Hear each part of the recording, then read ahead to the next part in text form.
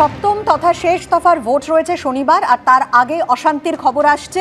গতকাল এই ঘটনা ঘটেছে খাস কলকাতায়। আক্রান্ত সিপিএম। গাঙ্গুলিবাগানে এক সিপিএম কর্মীকে মারধরের অভিযোগ উঠেছে তৃণমূলের বিরুদ্ধে।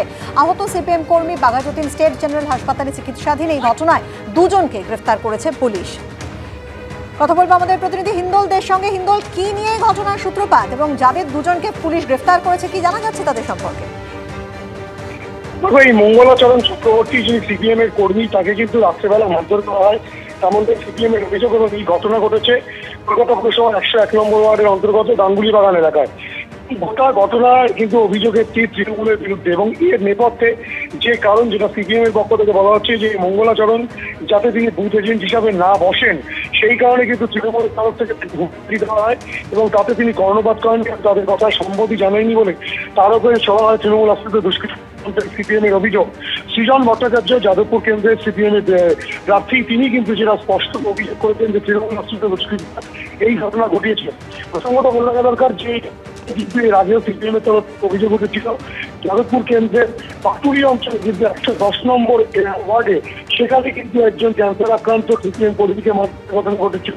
তার পরবর্তী ক্ষেত্রে গাঙ্গুলিবাগান মোড়ে একটি সভা বাতিল করার জন্য তৃণমূল আশ্রিত কর্মীরা, তার মধ্যে কিন্তু সিপিএম এর তরফ থেকে অভিযোগ করা হয়েছিল। এবং গতকাল রাতেই মঙ্গলাচরণ চক্রবর্তী কিন্তু বেধড়ক মারধর করা হয় এবং এই ঘটনায় ইতিমধ্যেই পুলিশ দুজনকে গ্রেফতার করেছে।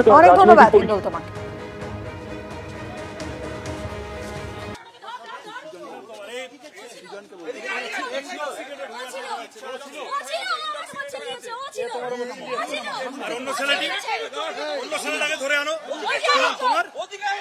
কি নাম তোমার?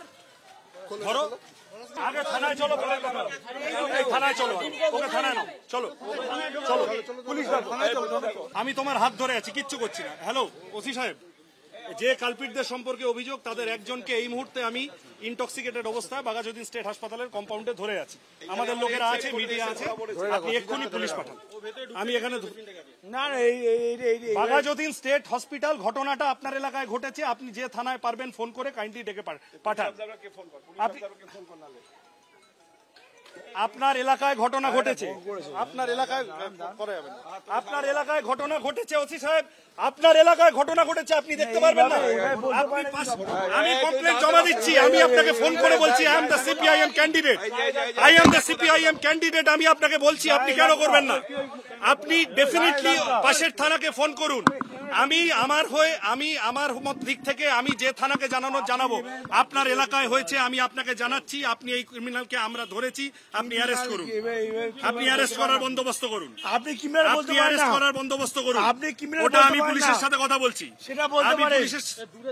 আমি কমপ্লেন দিচ্ছি, কিন্তু আমি আপনাকে ফোন করেছি ভেরি ওয়েল নোয়িংলি, আমি ফোন করছি, আপনি বন্দোবস্ত নিন।